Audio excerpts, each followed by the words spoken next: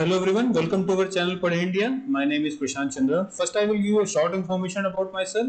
I have given UPSC IS mains and UPPCS mains and qualified prelim exam both with very good score many times. I have very vast experience in UPSC examination and state PCS, especially UPPCS.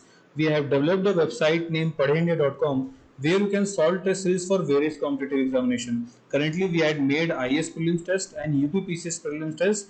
Paper is very close to UPSC and both IS prelims and UPPCS also. If you trust me, if you solve this test with proper analysis, you will definitely score good marks. It all are in nominal cost only. Okay?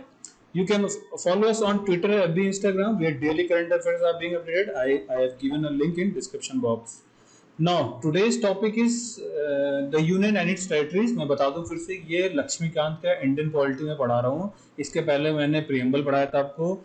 अब मैं part 1 start कर रहा हूँ constitution का. Part 1 article 1 से लेके 4 तक, article 1 से लेके 4 तक पार्ट 1. आपको बता दूं कि मैं पार्ट्स के बारे में, शेड्यूल्स के बारे में फिर से मैं आपको बताऊंगा, एक वीडियो लेक्चर बनाऊंगा और अच्छे से उसको समझाऊंगा. काफी छोटा हिस्सा है, कोई बड़ी बात नहीं इसको, लेकिन आपको उसको रटना ही पड़ेगा. आपको पता होना चाहिए कि पार्ट 1 में क्या क्या आता है, पार्ट 2, पार्ट 3, पार्ट 4 में क्या क्या आता है, शेड्यूल 1, शेड्यूल 2, शेड्यूल 3, शेड्यूल 4 आते आते उसमें क्या क्या आता है आपको पता होना चाहिए. ठीक है, तो मैं ये लक्ष्मीकांत की इंडियन पॉलिटी सीरीज स्टार्ट कर रहा हूँ. इसके पहले मैंने प्रेम्बल पढ़ाया था. आज मैं union and it's territory article 1 to 4 के बारे में. ठीक है, इसके हिस्ट्री में चलते हैं. पहले इंटीग्रेशन ऑफ प्रिंसली स्टेट, कैसे हमारा जो आज यूनियन एंड टेरिटरीज है इंडिया की, वो कैसे बनी है. तो सबसे पहले क्या होता है इंटीग्रेशन. पहले आपको पता है प्रिंसली स्टेट था. पहले जो at the time of independence, जब इंडिया इंडिपेंडेंस हुआ था, तो ब्रिटिश प्रोविंसेस डिवाइड था, एक ब्रिटिश गवर्नमेंट में और एक प्रिंसली स्टेट में. ब्रिटिश प्रोविंसेस, देखिए ब्रिटिश प्रोविंसेस क्या थे, ब्रिटिश प्रोविंसेस वो थे जो डायरेक्टली रूल किया जाता था, ब्रिटिश गवर्नमेंट के अंदर थे. और प्रिंसली स्टेट क्या क्या थे, वो under the rule of native princes but subject to paramountcy of British crown. मतलब कि थे तो नेटिव प्रिंसेस के अंदर, लेकिन उनके ऊपर कौन था, ब्रिटिश क्राउन देखता था. फिर इंडियन इंडिपेंडेंस एक्ट 1947 एक्ट आया, इंडियन इंडिपेंडेंस एक्ट, जिसमें क्या क्या क्रिएट किया, दो इंडिपेंडेंट सेपरेट डोमिनियन बनाया गया. एक इंडिया बनाया गया और एक पाकिस्तान बनाया गया. ठीक है, तो उनके पास 3 ऑप्शन थे जुड़ने के. या तो आप इंडिया को ज्वाइन करिए, या तो आप पाकिस्तान को ज्वाइन करिए, या आप रिमेन इंडिपेंडेंट रहिए. तो 552 स्टेट थे उस समय. ठीक है, 552 प्रिंसली स्टेट्स थे, जिसमें से 549 इंडिया में तो ज्वाइन कर लिया. लेकिन बच्चे कौन से थे, बता दूं, हैदराबाद जहां मैं कंट्री हूं, जूनागढ़ और कश्मीर. ठीक है, हैदराबाद 3 ऐसे, हैदराबाद, जूनागढ़ एंड कश्मीर 3 ऐसे थे जिन्होंने रिफ्यूज कर दिया था इंडिया से जोड़ने के लिए. ठीक है, लेकिन सरदार वल्लभ भाई पटेल के रहते रहते हैदराबाद को बाय द पुलिस एक्शन जोड़ दिया गया. जूनागढ़ में रेफरेंडम हुआ था, आपको बता दूं मैं, इसके बारे में हम लोग हिस्टोरिकल पर्सपेक्टिव, हम लोग मॉडर्न हिस्ट्री जब पढ़ेंगे तो मैं आपको बताऊंगा. तो हैदराबाद किससे जोड़ा गया, पुलिस एक्शन. जूनागढ़ रेफरेंडम से जोड़ा गया. ठीक है, और कश्मीर किससे, इंस्ट्रूमेंट ऑफ एक्सेशन जोड़ा गया. देखिए इसके पहले एक कमेटी बनाई गई थी, धार कमीशन और जेवीपी कमेटी बनाई गई थी. तो जब देश आजाद हुआ तो सोचा कि भैया कि अब देश को मतलब कि स्टेट्स में डिवाइड कैसे करना है. ठीक है, तो एक कमेटी बैठाई गई, क्या कहते हैं, और बहुत सारे स्टेट्स की डिमांड आने लगी, पर्टिकुलरली साउथ इंडिया की डिमांड आने लगी कि हमको अपना डिफरेंट स्टेट चाहिए, रीजन चाहिए, क्योंकि मद्रास एक बहुत बड़ा स्टेट था. तो मद्रास मतलब बहुत ही ज्यादा बड़ा स्टेट था पूरे साउथ इंडिया का. तो उसको तोड़ने की बात की जा रही थी कि हमको अपना अपना, क्योंकि वहाँ तमिल, तेलुगु और मलयाली एक साथ थे, तो उनको अलग अलग करने की बात चालू हो गई. तो 1948 में गवर्नमेंट ऑफ इंडिया ने लिंग्विस्टिक प्रोविंसेस कमीशन, देखिए लिंग्विस्टिक प्रोविंशियस कमीशन बैठाया है. किसके चेयरमैनशिप में, एसके धार. ये क्वेश्चन प्रीलिम्स में आ जाता है कभी कभी, बहुत इंपॉर्टेंट है. तो एसके धार ने सबमिट रिपोर्ट की 1948 दिसंबर में. उन्होंने रिकमेंड किया कि रीऑर्गेनाइजेशन स्टेट सिर्फ और सिर्फ क्या कहते हैं, एडमिनिस्ट्रेटिव, देखिए लिखा एडमिनिस्ट्रेटिव कन्वीनियंस के तौर पे होना चाहिए, लिंग्विस्टिक तौर पे नहीं हो सकता. मतलब बोलने के आधार पे या तो किसी की भाषा के आधार पे आप देश, मतलब कि देश को नहीं बांटेंगे, स्टेट को नहीं डिवाइड करेंगे, आप सिर्फ एडमिनिस्ट्रेटिव कन्वीनियंस के हिसाब से करेंगे. लेकिन बहुत सारा रिजनमेंट हुआ इसके खिलाफ, बहुत सारा विद्रोह हुआ कि नहीं हमको लैंग्वेज के खिलाफ करना है. तो Congress committee, linguistic provinces committee, Congress ने फिर से एक बैठाई जिसका नाम था जेवीपी कमेटी. ठीक है, इनका फुल फॉर्म बता दो, जेवीपी कमेटी. ठीक है, तो जेवीपी कमेटी मतलब जवाहरलाल नेहरू थे, वल्लभ भाई पटेल थे और पट्टाभी सीता रमैया थे. ठीक है, इसको रट लीजिएगा, बहुत ही आता है एग्जाम में. ठीक है, तो उन्होंने भी फॉर्मली रिजेक्टेड कर दिया on the basis of reorganisation. Language को इन्होंने भी रिजेक्ट कर दिया कि लैंग्वेज जो है बेसिस नहीं हो सकता है. तो क्या हुआ फिर भैया, उसका बहुत ज्यादा विरोध हुआ। फिर 1953 में एक क्या कहते हैं थे, उनका नाम था पट्टी सिरामल्लू। पट्टी सिरामल्लू ये कांग्रेस के पर्सन थे। उन्होंने भूख हड़ताल की और वो क्या कहते हैं 56 डे में हंगर स्ट्राइक की, वो मर गए। और तब भी उसी के बाद एक आंध्रा स्टेट बनाया गया। ठीक है, आंध्रा स्टेट देखिए यहाँ पर लगा है, अक्टूबर 1953 में government of India was forced to create the first linguistic state. पहली बार भाषा के आधार पे स्टेट को बनाया गया, वो स्टेट था आंध्र प्रदेश, जो फिर से बटा तेलंगाना और आंध्र प्रदेश में। ठीक है, अभी 2014 में, ठीक है 13 में। ठीक है, फिर से देखते हैं फजल, फिर देखिए फजल अली कमीशन बैठाया गया। तो क्रिएशन ऑफ आंध्रा जो है intensified the demand of for other reasons of creation of states. मतलब कि जब आंध्रा बना तो भैया सारे state, north eastern state, south eastern state, even north Indian state बोलने लगे भैया हमको अपने भाषा के आधार पे मानना है। तो एक और कमीशन बैठाया गया, इसका नाम था state reorganisation commission. State reorganisation commission जो 1953 में बैठाया गया। उनके कौन चेयरमैन थे? फजल अली। ठीक है, इसको कहते हैं फजल कमीशन, फजल अली थे। उनके साथ साथ दो और बंधु थे, उनका नाम के एम पनिकर था, काफी फेमस आदमी, और एच एन कुंजरू को बहुत ही ज्यादा फेमस आदमी है। उनके साथ बैठा, ये क्वेश्चन कभी कभी आया था, वो उनके साथ मेंबर थे। तो उन्होंने फॉर्मली एक्सेप्ट तो कर लिया language as the basis of. देखिए ऊपर दोनों कमेटी ने नहीं किया, लेकिन इस कमेटी ने फॉर्मली ब्रॉडली बेसिस पे, नॉट एक्सक्लूसिवली, सिर्फ ब्रॉडली बेसिस पे कि एक्सेप्ट कर लिया। हाँ ठीक है, वन लैंग्वेज के हिसाब से हम स्टेट को कर सकते हैं, मतलब लैंग्वेज के हिसाब से स्टेट को बांट सकते हैं। लेकिन क्या कहते हैं, उन्होंने रिजेक्ट कर दिया। देखिए यहाँ पे मैंने फॉरेन से माना हुआ है, उन्होंने रिजेक्ट कर दिया कि one language and one state should be not there. एक लैंग्वेज और एक स्टेट नहीं होना चाहिए, जो कि देश के खिलाफ है। उन्होंने बताया कि बहुत सारे चीजें अकाउंट में लेनी चाहिए, preservation and strengthening of unity and security बताया, लिंग्विस्टिक एंड कल्चरल होमोजेनिटी के हिसाब से, फाइनेंशियल एंड इकोनॉमिक एडमिनिस्ट्रेटिव के हिसाब से, प्लानिंग प्रमोशन के हिसाब से। ठीक है, तो उन्होंने बताया कि एबोलिशन ऑफ फोर्थ क्लासिफिकेशन जो स्टेट था पहले इंडिया का ए बी सी डी, तो उसको बोला कि उसको हटाया जाए। ठीक है, चलिए अब देखिए स्पेशल, अब अच्छी चीज आई है कि अब हम पढ़ेंगे कि पार्ट 1 में आर्टिकल 1 to 4 में एक्चुअली है क्या। ठीक है, तो चलिए फटाफट मैं आर्टिकल 1 के बारे में बता देता हूँ। आर्टिकल 1 में क्या है कि name and territory of India, मतलब कि नाम और इंडिया का टेरिटरी बताया गया, यूनियन का। तो पहला क्या बोला गया, India that is Bharat, India जो है भारत है, shall B union of states. Remember this, union, not union of territory, union of states, not territory. ये रिमेंबर करिए, ये एग्जाम में आता है कि यूनियन ऑफ स्टेट्स था आर्टिकल में कि यूनियन ऑफ टेरिटरी था, तो आंसर क्या होगा, यूनियन ऑफ स्टेट्स होगा। सेकंड में the states and territories there shall be specified in first schedule. आपको पता है कि फर्स्ट शेड्यूल में यूनियन एंड टेरिटरीज के बारे में बताया गया। आपको मैं शेड्यूल पहले बता चुका हूं, मैं शेड्यूल के बारे में आपको डिटेल में आगे पढ़ाऊंगा। ठीक है, द टेरिटरी ऑफ, अब देखिए यहाँ पे states, the territory of India है, वो क्या इंक्लूड करता है, टेरिटरी ऑफ स्टेट्स भी इंक्लूड करता है। स्टेट्स, यूनियन ऑफ स्टेट्स सिर्फ और सिर्फ स्टेट्स को लेता है, स्टेट्स को। ठीक है, और टेरिटरी ऑफ इंडिया क्या लेता है, स्टेट्स को भी लेता है। यूनियन टेरिटरी फर्स्ट शेड्यूल में जो लिखा है वो भी लेता है, और एनी टेरिटरीज में भी एक्वायर्ड फ्यूचर टुमारो। ठीक है, तो ये डिफरेंस यूनियन ऑफ स्टेट्स में क्या है, स्टेट्स ओनली है, और टेरिटरी ऑफ इंडिया में ये तीनों है। मतलब कि टेरिटरी ऑफ स्टेट्स भी होगा, यूनियन टेरिटरी भी होगा, और टेरिटरीज आगे कोई अगर इंडिया एक्वायर करता है वो। ठीक है, आर्टिकल बता दूं, कॉन्स्टिट्यूशन क्या डिस्क्राइब किया, Bharat as a union of states. तो इसके पीछे रीजन था जो कि बी आर अम्बेडकर ने बोला था, अम्बेडकर जी ने बोला था कि इंडियन फेडरेशन जो है was a union because it is indissoluble. मतलब कि स्टेट भाग नहीं सकते हैं, वो इनडिसॉल्युबल है। ठीक है, वो मिट नहीं सकता। No state has right to secede from union, कोई भी स्टेट अपने आप को इंडियन यूनियन से अलग नहीं कर सकता।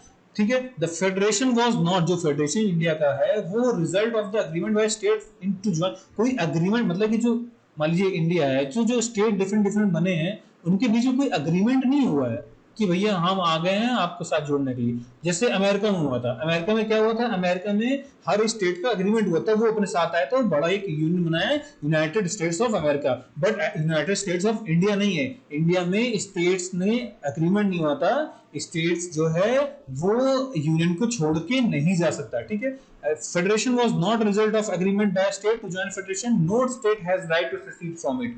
कोई स्टेट के पास नहीं जा सकता इंडिया से, ठीक है। Union because of is indestructible, मतलब यूनियन जो है वो टूट नहीं सकता। हालांकि यूनियन जो है अपने हिसाब से स्टेट्स का घटा बढ़ा सकता है, स्टेट की लेंथ बड़ा कर सकता है, स्टेट को छोटा कर सकता है, एक स्टेट को जोड़ सकता है, ये कर सकता है यूनियन, लेकिन यूनियन इंडेस्ट्रक्टिबल है, ठीक है, वो टूट नहीं सकता। तो ये कन्वीनियंस ऑफ एडमिनिस्ट्रेशन की वजह से किया गया, कंट्री एज ए पूरा इंटीग्रल होल दिखा जाए इसलिए किया गया, single people living under single imperial divide from single source. तो यहाँ देखिए अमेरिका का एग्जांपल दिया गया, मैंने आपको बता दिया अमेरिका में एग्रीमेंट हुआ तब आए थे, तो हमारे यहाँ ऐसा नहीं है, ठीक है। The phases of union in India, territory of India needs to be distinguished. मैं आपको ऊपर बता दूं, यूनियन ऑफ इंडिया क्या इंक्लूड करता है, स्टेट्स, और टेरिटरी ऑफ इंडिया क्या इंक्लूड करता है, स्टेट्स भी इंक्लूड करता है, टेरिटरी जो यूनियन टेरिटरी भी इंक्लूड करता है, और जो टेरिटरी जो है आने वाली इंडिया एक्वायर करता है बाद में, ठीक है। तो तीन चीज ये करता है, ये जो है वो एक चीज करता है, ठीक है। तो यहाँ देखिए लिखा भी हुआ है यूनियन ऑफ इंडिया, देखिए यहाँ पे बहुत इंपॉर्टेंट लाइन है, आप प्लीज इसको रट्टा मान लीजिए, ठीक है। Union of India includes only states, union of India includes only states we enjoy the status of being members of federal system. Union territories are not included in union states, whereas expression territory of India includes not only states, union territories also, and other such territories may be acquired by India। देखिए तीन चीजें ना हमें, ठीक है, समझ आ गया। चलिए आगे बढ़ते हैं, अब आते हैं आर्टिकल 2 में, ठीक है। आर्टिकल 2 क्या है, एडमिशन और एस्टेब्लिशमेंट ऑफ न्यू स्टेट्स, कि जब नया स्टेट बनाना है उसका एस्टेब्लिशमेंट कैसे होगा, उसका पार्लियामेंट एडमिशन कैसे लेगा। तो parliament by law admit into union और establish new state on such terms and condition as it thinks fit, मतलब कि सिर्फ और सिर्फ पार्लियामेंट के हाथ में है, वही बनाएगा यूनियन में कैसा स्टेट होना चाहिए और नए स्टेट कैसा होना चाहिए खुद के टर्म्स एंड कंडीशन में, ठीक है। स्टेट्स नहीं कर सकते ये चीज कि अपने आप को डिवाइड कर लिया किसी और को जोड़ लिया, ऐसा नहीं कर सकते, ठीक है। अंडर आर्टिकल 2 क्या लिखा है, constitution vests power with parliament for admission और एस्टेब्लिशमेंट ऑफ न्यू स्टेट्स, मतलब कि आर्टिकल 2 क्या कहता है, कॉन्स्टिट्यूशन पार्लियामेंट को हक देता है कि वो पार्लियामेंट ही सिर्फ कर सकती है न्यू स्टेट का एस्टेब्लिशमेंट, ठीक है। यहाँ बताया गया, देखिए पार्लियामेंट बाय लॉ कैसे, पौंडीचेरी को हमने जोड़ा, कराईकल, माहे, यनम में जो कि पोर्टुगीज ऑफ सेटलमेंट थे, गोवा, दमन दीव, सिक्किम को इंडिया में जो कैसे जोड़ा, ठीक है। आर्टिकल 2 क्या कहता है, relates to admission of establishment of new act that were not a part of India. देखिए इसका मतलब समझिए, जो पार्ट ऑफ इंडिया नहीं थे, आर्टिकल 2 इसको रिलेट करता है एडमिशन में। देखिए आर्टिकल 2 ये बता, देखिए आर्टिकल 2 क्या कहता है, पार्लियामेंट चाहे जैसे चाहेगी वो ऐसा कानून बना सकती है, ताकि जैसा कानून बना सकती है उसका मन करेगा, ताकि यूनियन और स्टेट्स को जोड़ने के लिए वो चाहे जैसा कानून बना सकती है। देखिए फिर आर्टिकल 3 में उन्होंने कानून बनाया, कैसे बनाया, ठीक है। फिर आर्टिकल 3 क्या डील करता है, establishment of new states after reorganisation of existing state which is already part of India. ये डिफरेंस है आर्टिकल 2 और आर्टिकल 3 में। आर्टिकल 2 में क्या था, जो पहले से स्टेट इंडिया के पास नहीं थे, इंडिया ने एक्वायर किया था, कराईकल, माहे, यनम, गोवा जो, ठीक है। आर्टिकल 3 जो ऑलरेडी इंडिया के पार्ट्स में थे, ठीक है। अब फटाफट मोस्ट इंपॉर्टेंट आर्टिकल है वो हम आर्टिकल 3 देखते हैं, ठीक है। Formation of new states and alteration of areas boundaries और नेम्स ऑफ एग्जिस्टिंग स्टेट्स, कि कैसे नया स्टेट फॉर्म कर सकते हैं, ठीक है, और अल्टरेशन उसका कैसे कर सकते हैं बाउंड्रीज का, और उसका नेम कैसे बदल सकते हैं। देखिए यहाँ बताया गया, पहला पॉइंट क्या दिखा है, parliament by law form any new state by separation of territory from any state, मतलब किसी, मान लो कोई बड़ा स्टेट है तो इस स्टेट को आधा करके दूसरे में जोड़ सकता है, इस स्टेट को 4 भागों में जोड़ सकता है, इस स्टेट को 3 डिफरेंट पार्ट्स में डिवाइड कर सकता है। जैसे आंध्र प्रदेश को तेलंगाना और आंध्र प्रदेश में हटाया गया, फिर यूपी को उत्तराखंड में और क्या कहते हैं उत्तराखंड में हटाया गया, ठीक है, और यूपी अलग किया, बिहार को झारखंड से अलग किया गया। तो ये सिर्फ पार्लियामेंट के पास हक है। पार्लियामेंट चाहे उसका एरिया घटा सकता है, चाहे उसका एरिया बढ़ा सकता है, चाहे उसका एरिया घटा सकता है, ठीक है, या उसका नाम बदल सकता है। Under article 3 constitution empowers parliament to form a new state by separation of territory from any states और यूनाइटिंग 2 or more स्टेट्स और पार्ट्स ऑफ स्टेट्स और बाय यूनाइटिंग एनी ट्री, मतलब कि या तो 3-4 स्टेट इकट्ठा लाके कर सकता है, या इनको 3-4 में तोड़ सकता है, या किसी 2-4 यूनियन टेरिटरी को ला सकता है, जोड़ सकता है किसी स्टेट के साथ, या उन स्टेट्स के साथ तोड़ भी सकता है। कॉन्स्टिट्यूशन, सोल कॉन्स्टिट्यूशन, ये पार्लियामेंट के पास पावर है, ठीक है।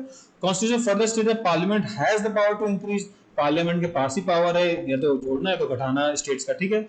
फिर यहाँ बताया गया कि जो भी बिल जो अफेक्ट करेगा चेंजेस या घटाना बढ़ाना या चेंज करना है, वो पार्लियामेंट में प्रोड्यूस होगा only on the recommendation of president. Only, देखिए यहाँ पे लिखा ओनली का वर्ड बहुत इंपॉर्टेंट, ये क्वेश्चन आता है प्रीलिम्स में। Only on the recommendation of president. If such bill affects the boundary और the name state then the president, हो अगर कोई भी स्टेट्स को अफेक्ट करता है तो प्रेसिडेंट जो है वो बिल रिफर कर सकता है स्टेट को, मतलब कि प्रेसिडेंट जो है वो स्टेट्स को रिफर कर सकता है बिल, ठीक है, कुछ स्पेसिफाइड टाइम में। अगर उस स्टेट ने उस स्पेसिफाइड टाइम में वापस नहीं किया बिल या अपनी राय नहीं दी, तो प्रेसिडेंट चाहे उसको ले, ये प्रेसिडेंट उसको दोबारा भेजने की कोई जरूरत नहीं है। और अगर स्टेट ने कुछ चेंजेस के लिए बोले भी हैं तो वो पार्लियामेंट के ऊपर डिपेंड करता है कि चाहे वो ले या ना ले, मतलब या तो ले या तो ना ले, ये सिर्फ सोल पावर पार्लियामेंट के ऊपर, स्टेट्स का कोई मतलब नहीं है। अगर स्टेट्स कुछ एक्सप्रेशन देता भी, अगर पार्लियामेंट को नहीं पसंद आया तो पार्लियामेंट उसको नहीं लेगा, और अगर वो पार्लियामेंट के ऊपर है, मतलब कि सोल जो पावर है पार्लियामेंट के पास है कि पार्लियामेंट चाहे वो स्टेट का एक्सप्रेशन ले, व्यूज ले या स्टेट्स का व्यूज ना ले, ठीक है।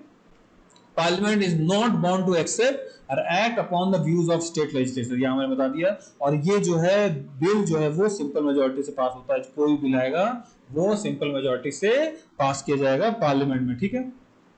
However, in the case of union territory, it is not necessary to obtain, मतलब कि हो सकता है प्रेसिडेंट जो है भेज तो सकता है स्टेट्स को अगर उन बिल उनको अफेक्ट करता है, लेकिन यूनियन टेरिटरी में तो पूछना भी नहीं है, कोई मतलब नहीं है। यूनियन टेरिटरी मतलब कि सेंट्रल के अंदर ही आता है, ठीक है, ये डिफरेंस है दोनों के बीच में, ठीक है। Article 3 demonstrate the vulnerability and dependence of state territorial integrity, मतलब यहाँ पर देखिए मैंने ये भी लिख दिया है कि ये जो है फेडरेशन के थोड़ा खिलाफ है आर्टिकल 3, क्यों? क्योंकि आप स्टेट्स की कोई वैल्यू नहीं है, आप स्टेट्स का व्यूज नहीं रख सकते, चाहे रखें चाहे नहीं, यूनियन टेरिटरी का व्यूज रख ही नहीं सकते हैं, ठीक है। चलिए यहां देखिए आर्टिकल 4 एक सिर्फ बहुत ही इंपॉर्टेंट इसमें फैक्ट है। आर्टिकल 4 में सबसे इंपॉर्टेंट चीज यहाँ पे ये लिखा हुआ है, यहाँ पे लिखा हुआ है no such law as aforesaid, जो ऊपर कहा गया है shall be deemed to amendment of this constitution for the purpose of article, मतलब कि जो भी अगर बनाना है कानून, बिल बनाना है, स्टेट को तोड़ना है, घटाना, नाम जो हटाना है, नाम खत्म करना, नाम नया बनाना, तो उसका जो है वो आर्टिकल 368 जो कॉन्स्टिट्यूशनल अमेंडमेंट बिल होता है उसके तहत नहीं आएगा। क्यों? सिंपल मेजोरिटी के तहत आएगा, सिंपल मेजोरिटी में पार्लियामेंट पास करेगी। आर्टिकल 368 जो कॉन्स्टिट्यूशनल अमेंडमेंट की होता है उसकी जरूरत नहीं है। इस मोटा मोटा आर्टिकल 4 यही कहता है, laws made under article 2 and 3 provided for amendment for the first and the fourth schedule are supplemental, incidental and constitutional matter, ठीक है। First schedule and fourth schedule may be necessary to give effect to the provision of law may also contain such as supplemental, incidental and consequential provision, ठीक है। ये आपको समझ आ गई, आपको यही इंपॉर्टेंट चीज जानने की जरूरत है, ऊपर का आप रट रहे भी ना कोई प्रॉब्लम नहीं, ये चीज आपको इंपॉर्टेंट जो मैंने आपको बता दिया, ठीक है।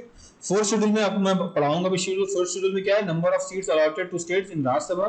जो फोर्थ शेड्यूल है वो किससे डील करता है? राज्यसभा के सीट से शेड्यूल करता है, डील करता है। और फर्स्ट शेड्यूल जो है वो names of states and union territory, states and union territories, ठीक है। तो जो कोई अगर क्रिएट करना है स्टेट को, will considered at law altering state और creating new state will consider constitutional amendment, ठीक है।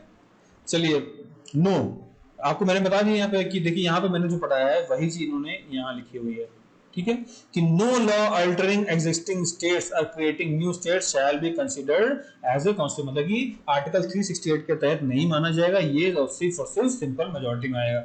देखिए मैंने यहाँ एक चार्ट बना दिया, आप प्लीज इसको मैं वीडियो पॉज करके इस चार्ट को देख लीजिए, बहुत इंपॉर्टेंट चार्ट है। इसमें आपको समझ में आ जाएगा कि कब कौन कौन से स्टेट कब कब एक्ट लाया गया, उस एक्ट के तहत स्टेट्स को बांटा गया। मैं फटाफट जल्दी बोल, बॉम्बे रीऑर्गेनाइजेशन स्टेट 1960 में लाया गया, जिसमें क्या बनाया गया, बॉम्बे बनाया गया, स्टेट गुजरात और महाराष्ट्र को बांटा गया, मतलब बॉम्बे से गुजरात बना और महाराष्ट्र बना 1960 में। आप रट लीजिएगा क्योंकि पीसीएस में या पीसीएस में या तो क्या कहते हैं यूपीएससी में भी इवन आता है और एसएससी में भी आते हैं क्वेश्चन सी, ठीक है।